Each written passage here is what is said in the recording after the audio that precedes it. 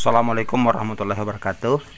Perkenalkan, saya Syarifuddin SPD MPD CGP Angkatan 1 dari Kabupaten Bone, Provinsi Sulawesi Selatan. Pada video kali ini saya akan membahas tentang demonstrasi kontekstual modul 3.3 pengelolaan yang berdampak pada murid. Pada demonstrasi kontekstual ini saya akan mengambil tema perencanaan pengelolaan program yang berdampak pada murid melalui desain ruang kelas yang menyenangkan dengan mengikuti tahapan Bagja. Tahapan Bagja dimulai dengan buat pertanyaan. Yang pertama, bagaimana cara meningkatkan kenyamanan belajar murid di kelas? Pertanyaan kedua, bagaimana keterlibatan komunitas sekolah dalam mendesain ruang kelas yang nyaman? Tahapan kedua adalah ambil pelajaran. Kenyamanan belajar merupakan faktor penting dalam pembelajaran. Ruang kelas yang nyaman membuat murid betah dan termotivasi dalam belajar. Begitupun hal sebaliknya. Situasi kelas yang tidak menyenangkan membuat siswa tidak termotivasi dalam belajar.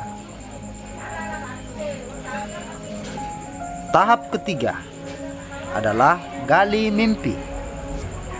Dalam gali mimpi ini ada beberapa poin. Yang pertama, guru memanfaatkan potensi yang dimiliki oleh sekolah untuk meningkatkan mutu pembelajaran di kelas. Yang kedua, guru harus bersikap terbuka atas saran dan orang tua maupun murid itu sendiri untuk menciptakan ruang kelas yang nyaman dalam belajar. Tahap selanjutnya adalah jabarkan rencana. Ada beberapa poin. Yang pertama, berkoordinasi dengan kepala sekolah. Yang kedua, rapat dengan dewan guru. Yang ketiga, sosialisasi dengan murid.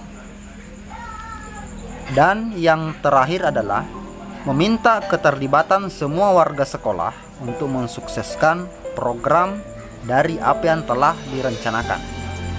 Kesemua jabarkan rencana ini saling terkait satu dengan yang lain. Tahapan terakhir adalah atur eksekusi. Yang pertama, kepala sekolah dan dewan guru melaksanakan rapat untuk membahas program yang telah direncanakan. Langkah kedua adalah mempersiapkan alat dan bahan yang akan digunakan dalam program yang akan dicapai.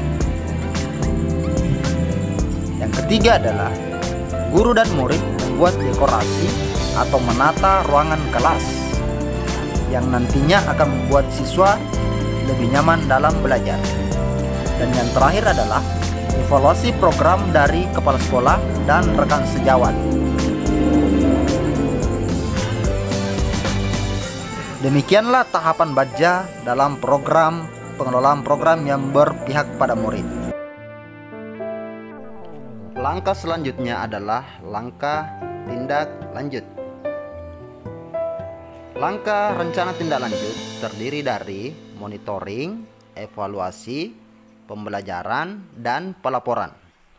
Yang pertama, monitoring.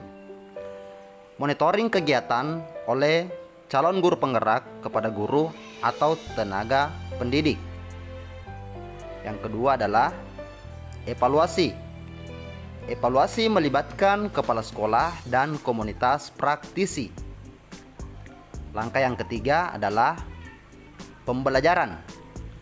Program dirancang dengan menggunakan tahapan Bagja dengan memadukan modal, aset atau sumber daya manusia, manajemen risiko, dan MELR untuk mencapai merdeka belajar sehingga mendapatkan pembelajaran yang bermakna menuju profil pelajar Pancasila.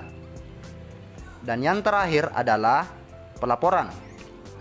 Laporan dibuat oleh guru atau tenaga pendidik dalam bentuk tulisan, lisan, foto, video, kegiatan yang sudah dilakukan. Hasil laporan dari guru dievaluasi oleh CGP atau komunitas praktisi.